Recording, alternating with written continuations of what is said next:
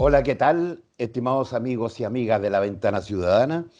En nuestro diálogo semanal con nuestro amigo, nuestro colaborador, Andrés Cruz Carrasco, doctor en Derecho, magíster en Ética y Moral, un hombre vinculado de modo permanente a distintas instancias de la sociedad civil, eh, u- eh, ocupando cargos importantes, una persona que está de modo permanente en el mundo social y en los espacios de comunicación de la región por su agitada labor, además de ser un catedrático de la Universidad de Concepción. Buenos días, Andrés Muy Cruz buenos Carrasco. días, Juan Luis. Muy buenos días a todos a todas y todos los que van a escuchar este programa. Andrés, te invito a que comentemos, intentemos un análisis con nuestros seguidores respecto de lo que va a ser el evento más importante, digo yo, en los últimos tiempos, que tiene que ver con la elección de los constituyentes y todo el proceso que ya comenzó de búsqueda de candidatos. Pero si tú me permites, partamos intentando hacer un diagnóstico de elementos influyentes en el último periodo de la política que pueden marcar este proceso de elección de candidatos de los partidos y de los independientes. Te invito a que echemos una mirada en el ámbito regional y nacional también, si tú quieres, de lo que fue la reciente elección de, de las primarias que se desarrollaron en el país. Bien, muchas gracias, Juan Luis. Yo quiero partir manifestando que a mi juicio estamos cosechando lo que hemos sembrado. Existe un nivel de desafección muy grande con la institucionalidad política en un sentido amplio, no solamente referido a los procesos que se dan para los efectos de promover la participación ciudadana en la toma de decisiones, sino que además en la visión que se tiene respecto de estas organizaciones intermedias, en particular los partidos políticos.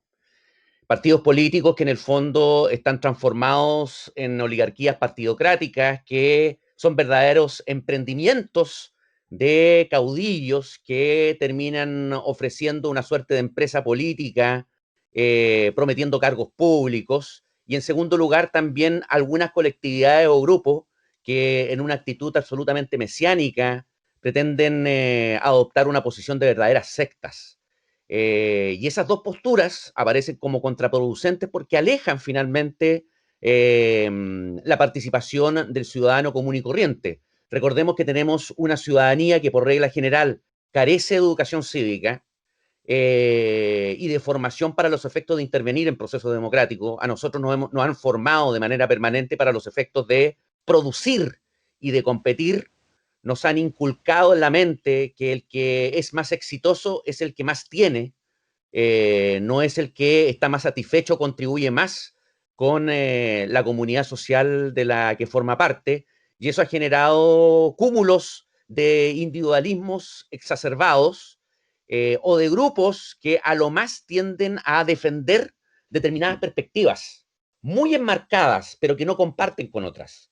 Y de ahí que se ha perdido el rol de los partidos políticos de articular justamente todo este tipo de proyectos y poder levantarlos para que conversen entre sí y se genere un proyecto de sociedad hacia el futuro en los que todos podamos tener participación, no importa el nicho del que nos sintamos parte o al que nos digamos representando, pese a que nadie nos ha elegido, que también ha sido una tónica muy dada con esta suerte de participación de redes sociales, en la que uno refunfuña mucho en las plataformas en las plataformas electrónicas o en la web, buscando un like o un me gusta, pero que en realidad hace poco en la participación real. La virtualidad se trata de reproducir en el mundo real de manera tal de que pretendemos que los grupos de WhatsApp terminen transformándose en realidad política, en contextos que son harto más complejos que un grupo en el cual simplemente nos terminamos aplaudiendo unos con otros y terminamos pensando todo igual, viendo quizás al que piensa o al que tiene reflexiones diferentes como un enemigo, como un individuo aislado de la sociedad, sin constatar que los aislados somos nosotros que vivimos encerrados en estas plataformas informáticas. Bueno, partiendo de esta dinámica, indudablemente que las primarias no fueron auspiciosas. Vimos una ciudadanía que obviamente obró como se podría anticipar, desafectada con un proceso de primarias que era en realidad un proceso para los partidos políticos. Hay una crítica bastante profunda también a las primarias, porque las primarias tienden a ser un mecanismo que valida el statu quo. No sé si me explico. Es decir, cuando se participa en las primarias, lo que se está haciendo es validar que sean las cúpulas de las oligarquías partidocráticas que nos determinen cuáles son nuestros candidatos que van a ser los que van a aspirar al ejercicio de cargos públicos el día de mañana.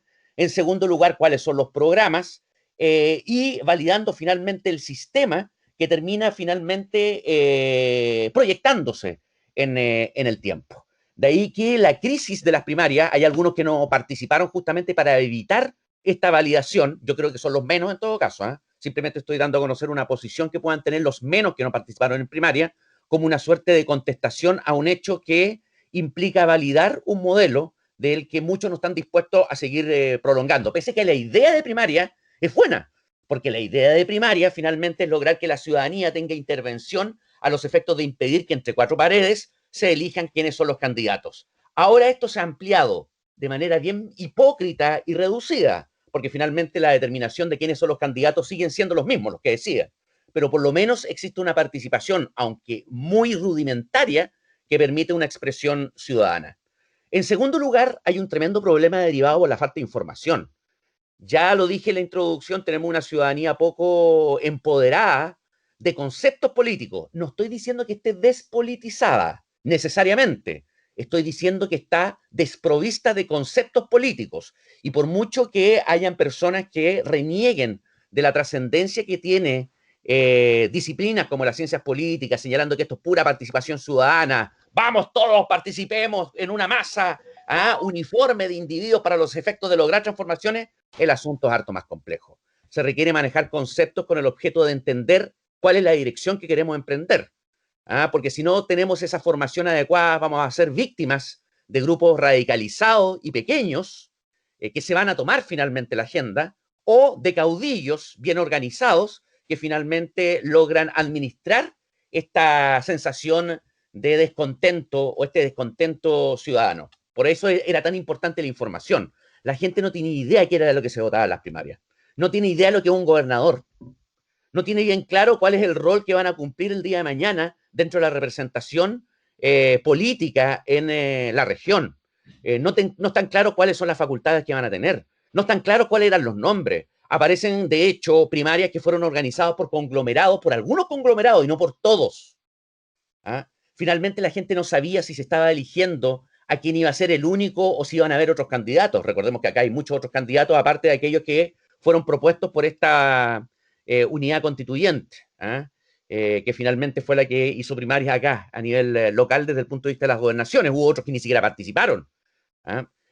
Hubo otros que participaron por fuera, para los efectos de lograr de manera simultánea una intervención voluntaria, pero que no lograron, pese a que se dicen voceros de este 80% que fue por el apruebo, no lograron reunir, o apenas lograron reunir poco más de 1000 personas para los efectos de participar.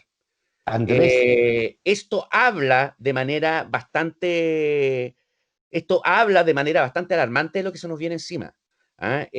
Más aún tomando en consideración que una tercera perspectiva que indudablemente hay que tomar en consideración y que no deja de ser trascendente es la crisis sanitaria.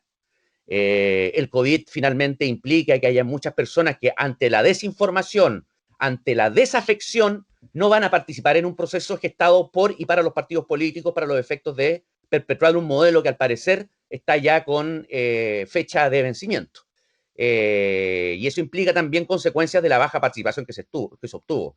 No se pueden comparar estas primarias con otras, es verdad, no es posible. No es posible tampoco territorialmente comparar lo que haya ocurrido acá en otras regiones, no es posible, porque los conglomerados que se sometieron al proceso de primaria son distintos, tienen convocatorias que son absolutamente disímiles, y que por lo tanto implican una suerte de criterio que tiene que abordarse para los efectos de determinar cuando podamos efectuar comparaciones. Pero indudablemente me sorprende esta enfermedad marketera, de marketing, de tratar de siempre ver un éxito en cualquier parte. Yo creo que está bien ser optimista, indudablemente, es una virtud, pero el hecho de cuando ya el optimismo en realidad se transforma en cinismo, la situación es distinta. Y si vemos triunfo cuando en realidad la participación es poco significativa, es irrelevante prácticamente, no hubo convocatoria, el asunto se hace complejo.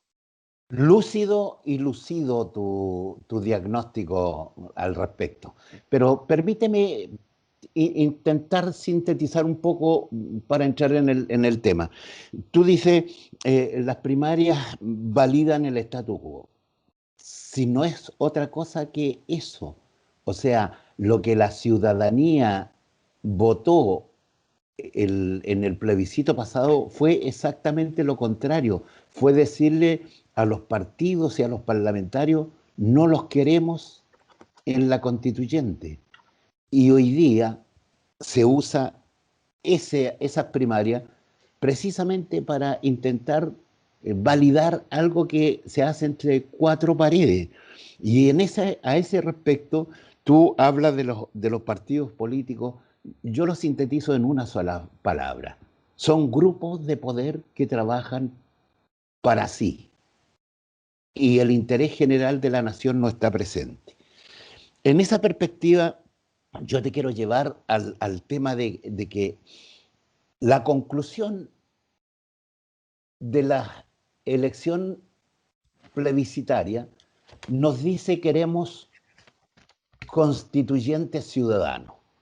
Pero cuando se empiezan a organizar los constituyentes ciudadanos, nos encontramos con una serie de grupos que comienzan un proceso de elección de candidatos, pero en un marco de dispersión preocupante, en un marco de análisis sesgado. Tenemos grupos que intentan representar comillas a la intelectualidad, que intentan representar a los expertos de expertise absoluta, academicistas. Tenemos grupos que caen en un populismo exacerbado y tenemos otros grupos que yo digo que le hacen un gran favor a la dispersión porque lo que ellos quieren es algo que tú en algún minuto señalabas, candidaturas testimoniales que pretenden levantar reivindicaciones más que candidaturas a un proceso serio, profundo, necesario. Finalmente quiero decir que lo que más nos interesa es, de tu visión, es cómo se está llevando este proceso en estos grupos. Pero no sin dejar de decir de que las instituciones en este país están bajo sospecha de la ciudadanía, sino que además el, el estado de nuestra democracia, y ya lo he dicho en otras ocasiones y lo repito, nos muestra una democracia en la cual difícilmente se puede confiar porque es una democracia que tiene una legislación que legisla para poderosos y para débiles. Tenemos el caso de los carabineros que cumplen sus funciones en embajadas lejos del país, que han usado y abusado y que no son juzgados. Tenemos el hecho de empresas e individuos que son juzgados, pero que el Servicio de Impuestos Internos no se querella contra las estafas que le hacen al propio sistema. Entonces, y por otro lado, tenemos, por ejemplo, un ministro de Justicia que fue adlatar de una de las instancias más tenebrosas en tiempos de la dictadura como lo fue la colonia Dignidad. Entonces eso nos habla de una democracia debilitada, una democracia difícil de confiar en ella. Por tanto, y aquí termino, la ciudadanía se encuentra con partidos políticos que no le dan confianza y que van a levantar 3 o 4 listas de la oposición. Tenemos los partidos de la derecha que van a hacer todo lo posible por lograr el 30% y con eso impedir todo cambio a la Constitución. Y vamos a tener, o tenemos hasta aquí, 4 o 5 intentos de grupos de ciudadanos independientes que difícilmente se pondrán de acuerdo en lograr una sola lista unitaria de independientes a lo largo de cada distrito en el país, y eso termina sumando y restando con que la derecha va a lograr su objetivo, que a la Constitución no se le cambie ni una coma o se le cambien solo algunas comas y todo siga igual. Y la frustración de la ciudadanía puede traer repercusiones muy significativas. Además que tenemos una ciudadanía que está con rebajamiento ideológico, político, intelectual. Poco esfuerzo veo en los grupos organizados hasta aquí en tener una visión interesante respecto de los tópicos y de la metodología que se debe usar en este proceso constituyente. Te dejo con tu comentario válido. El suyo también, don Juan Luis. Todos los comentarios son válidos y necesarios justamente, y esto es lo interesante de este tipo de ejercicio, que las conclusiones se adoptan luego de la conversación que existe entre distintas personas. Y yo creo que esto es súper importante para introducir lo que estamos conversando. Yo creo que es el diálogo la principal herramienta de la que actualmente disponemos para los efectos de evitar que finalmente el descontento se vaya por otras vías que son más inciertas que ciertas, que pueden Así generar es. más dolor que efectividad, que finalmente pueden hundirnos más que sacarnos a flote, que en lugar de generar esperanzas puedan generar resentimiento y odiosidad. Y está en el diálogo y en reconocer en el que está al frente un legítimo contradictor, no importa el color político que tenga, para los efectos de invitarlo a la mesa a conversar y no de hacerlo a un lado. Indudablemente que estamos en estos momentos en una perspectiva sumamente dura, sobre todo el mundo político, que yo creo que está dando manotazos para los efectos de poder sobrevivir y obtener algún tipo de aceptación por parte de una ciudadanía que repudia en general todos aquellos que han hecho la actividad política una forma de vida, más que un modelo de representación ciudadana. Y eso implica la adopción de políticas públicas nefastas en el largo plazo, pero que eventualmente en el corto plazo puedan ser redituables desde el punto de vista electoral. Esto es peligroso.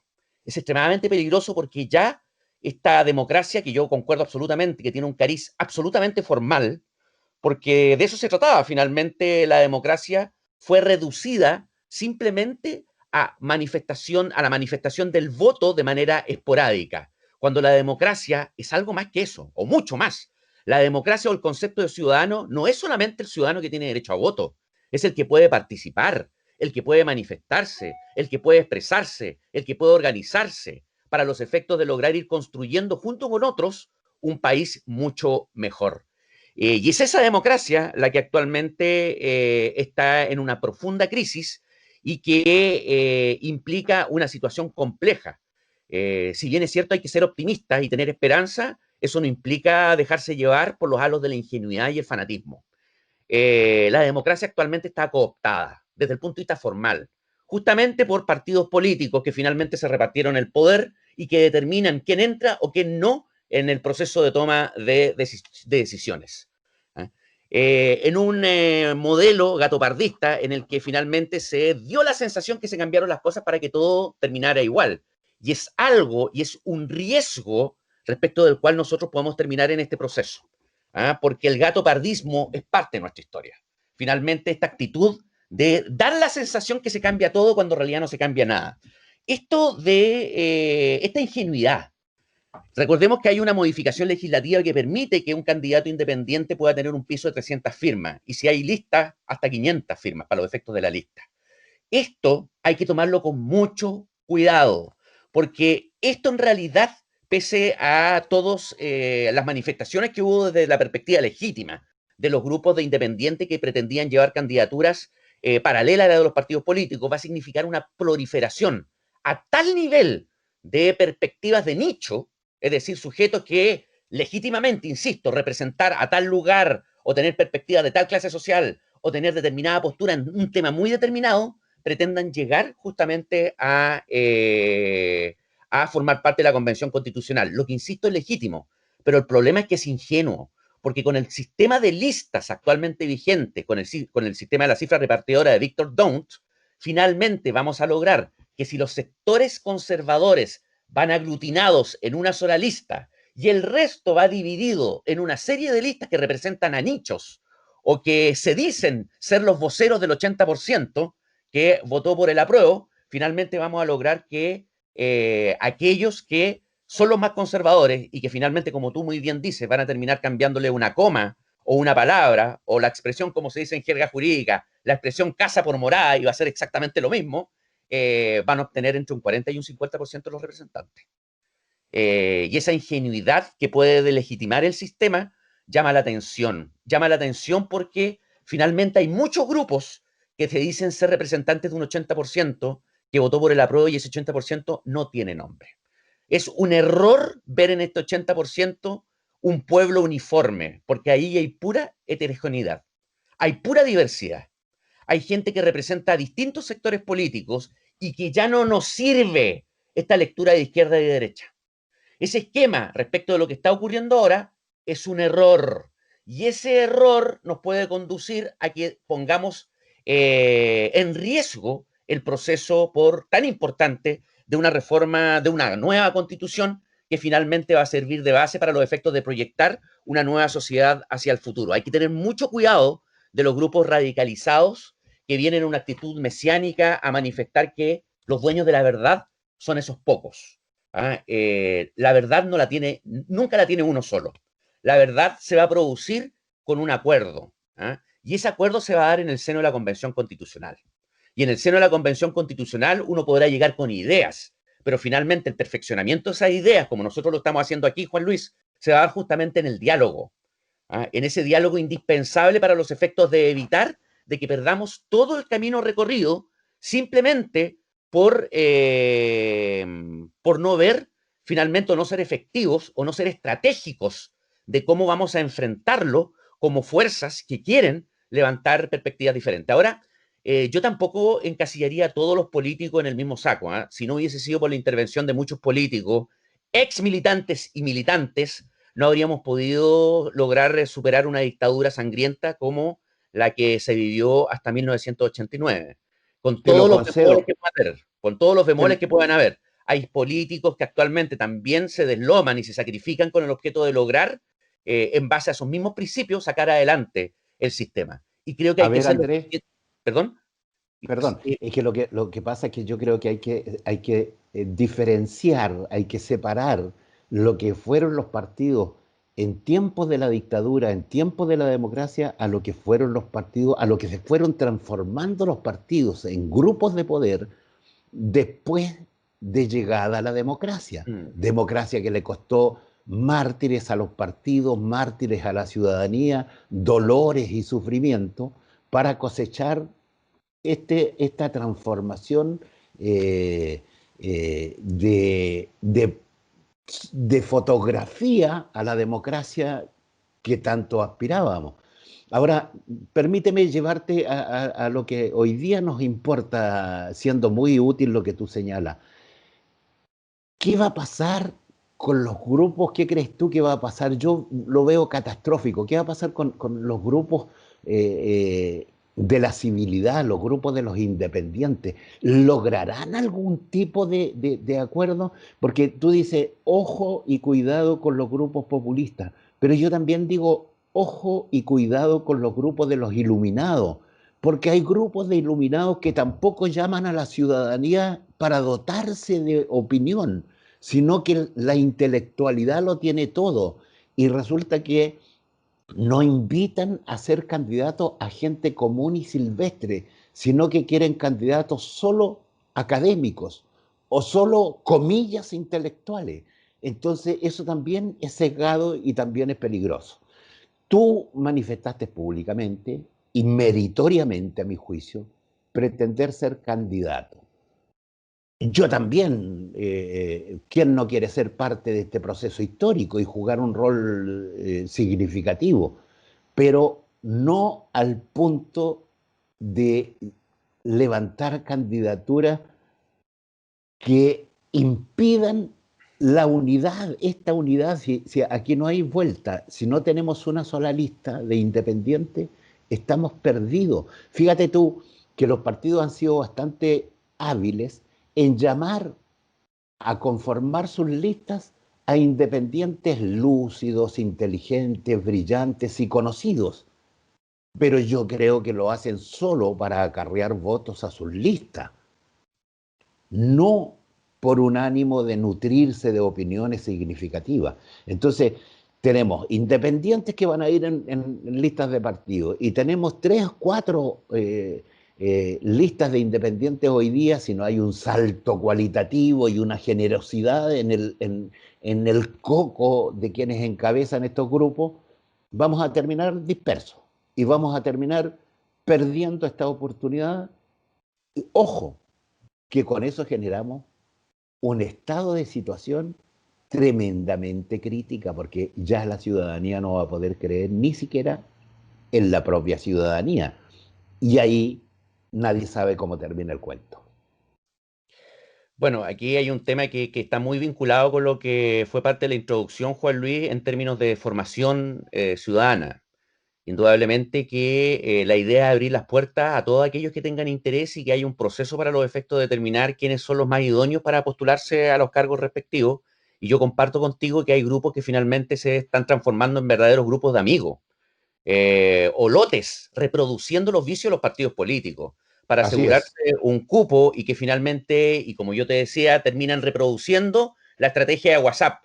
Es decir, terminan generando actividades en las que se aplauden entre ellos y se vanaglorian para los efectos del trabajo que están desarrollando, en lugar de ser más efectivos para los efectos de abrirse a la comunidad, darse a conocer y levantar proyectos.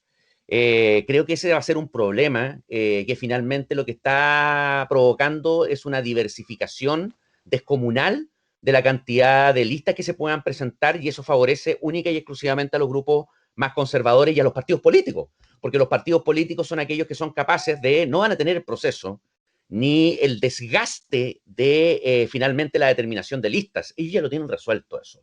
Y podrían perfectamente abrirse a introducir grupos de independientes para los efectos de lograr potenciar sus candidaturas. Bueno, habrá que ver desde la perspectiva estratégica, y esto es algo que dejo abierto, y yo creo que es sumamente criticable, pero miren, yo no tengo ocasión de decir las cosas para los efectos de obtener aplausos, pero hay que ver en su momento si no resulta más estratégico justamente ir unido a determinadas colectividades para los efectos de aglutinar fuerzas y lograr copar finalmente los 2/3 el día de mañana que impliquen asegurar una constitución con contenido, no que establezca un proyecto de sociedad, y esto es importante establecerlo, un único proyecto de sociedad, sino que por lo menos se asegure la neutralidad para evitar de que continuemos con un modelo como el actualmente existente, en el que se nos impuso, entre dos comillas grandes, un orden respecto del cual no se puede salir. La idea es que el día de mañana nosotros dejemos abierto una constitución que se proyecte de aquí a 50, 60 años y que establezcan la posibilidad de abrirnos a distintas alternativas conforme al contexto y realidad que se vaya viviendo. Juan Luis, ni tú ni yo podemos ser pitonizos en torno a lo que va a ocurrir en 10 o 15 años más. No sabemos el contexto de lo que se va a vivir y por lo tanto se requiere una institucionalidad constitucional que sea lo suficientemente flexible que nos permita ir maniobrando respecto de estas determinadas realidades. Lo que ocurre, la experiencia de lo que estamos viviendo ahora, la crisis actualmente de lo que se está viviendo ahora, es respecto de una constitución que no dio el ancho en relación a gestionar conflictos y de establecer una concentración de poder en una sola persona.